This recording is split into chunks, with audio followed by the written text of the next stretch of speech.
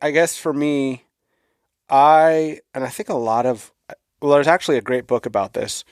And I can't recall the name of it right now. I think it's called like A Hunter in a Farmer's World, I think is what it's called.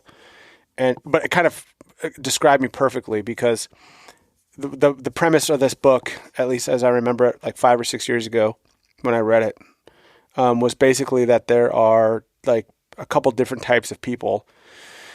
And I don't agree with all of this, but it seemed to work for me. But essentially, there's like people that are really good at, taking instruction and doing things and excelling in like structures and systems and moving up, like either whether that's in school, because like the school system was built on like a Prussian model, which is was made for factory workers. So that's why we all sit in desks in rows. There's teachers in the front of the room.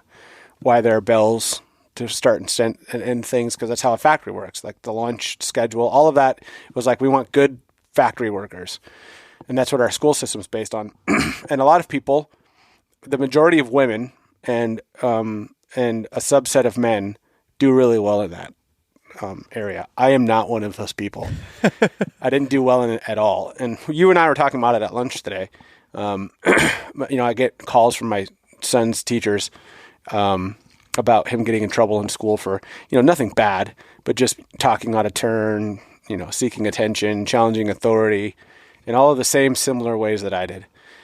And so when I was in the classroom, I would get in trouble for, the same stuff, maybe fighting every once in a while, but everyone pretty much fought, at least for me growing up. I don't know if it was like that for you growing up. Yeah. But now a fight is like a big deal. A zombie apocalypse is broken out or something, or your child's just totally acting out of turn. And I remember I had this teacher named Oscar Byron who made us finish fights. Like if you got into a fight or he saw someone being dirty in a fight, he like, everyone stay out of it, let them finish. And then we get in trouble after. Yeah. But we finished it. So anyway, I didn't fit well in that model, and people were teaching me to do things. And I remember thinking like, what do I need this for? Like this is all I saw my father doing was farming when I was really young, and then building things. He was a mechanical engineer and he built stuff. And he had built essentially he made a lot of his money early on taking apart old decommissioned railroads. So he had built like a truck that could go along on the railroad and pick up the railroad and take it apart. Made a lot of money with that, doing that with my uncle for many years.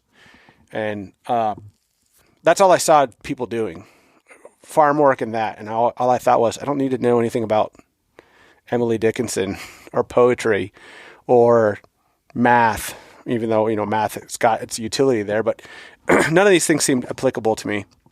And it didn't interest me. What did interest me was making fun of people and talking out of turn and getting in trouble and causing fights. And I digress, but for the story. But basically, the point of the book was, these people are more like from an evolutionary perspective, have like a seeking circuit where they want to go out and do things.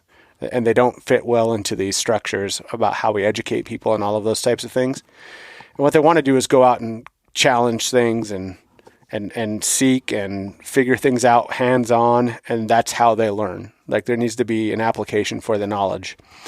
But then once there's an application for the knowledge, those are the people that become your successful general officers. They become successful military people. They become successful hunters. They become successful in business. Whatever they figure out what that motivating thing is. And then, so you can think about it this way, a kid's told like, in my case, I'll just use my story. My mother had gotten me like a crystal controlled radio. It's either my mother or a friend of the family. I don't remember. It was a crystal controlled radio that you could tune in and listen to. You could hear radio stations. You could hear atmospheric bounce. You could hear all kinds of stuff on it.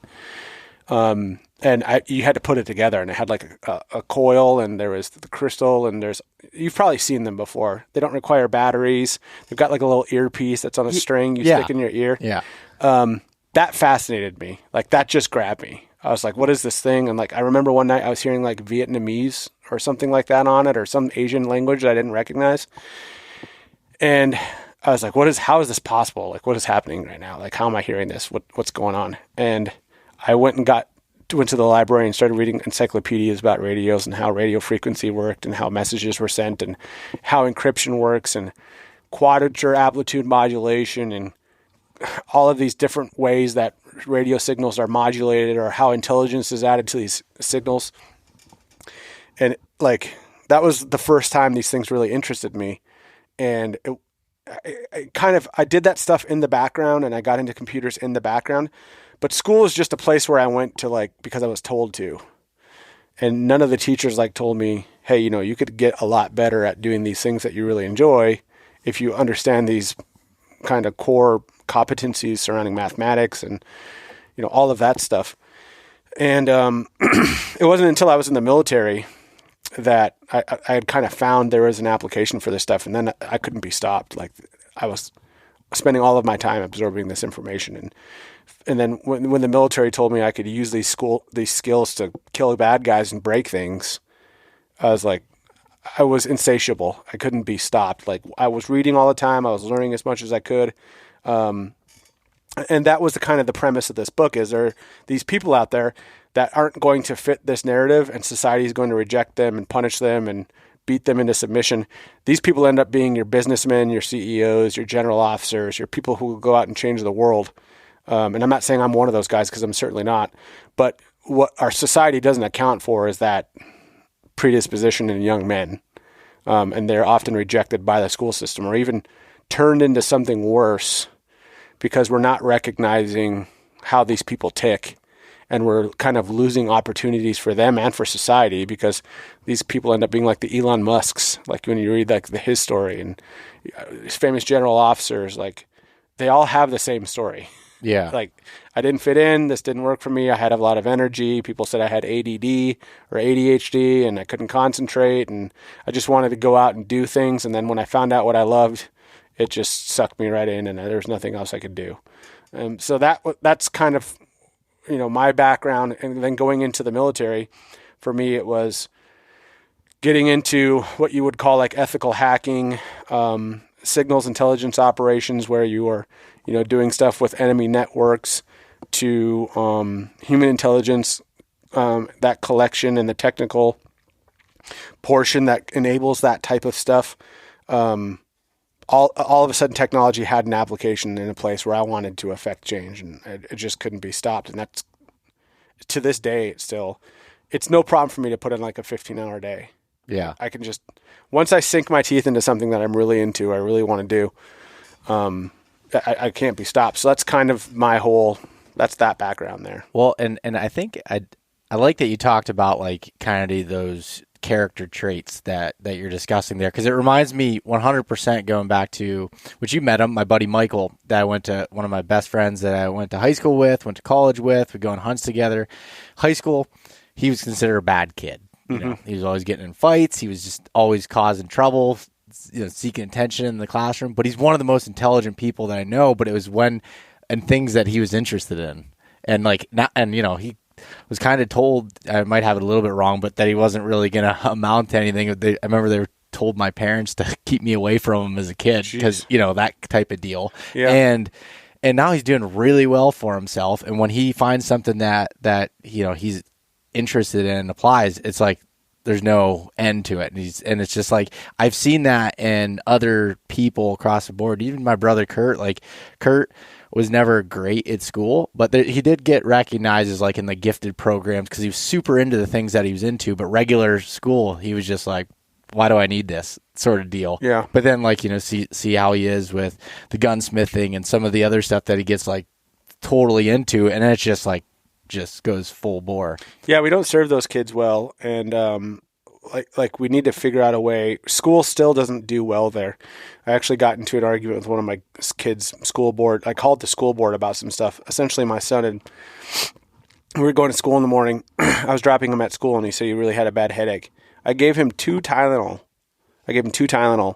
And sent him into school and said, well, take 2 now and take 2 with you. Take them at lunch or whatever.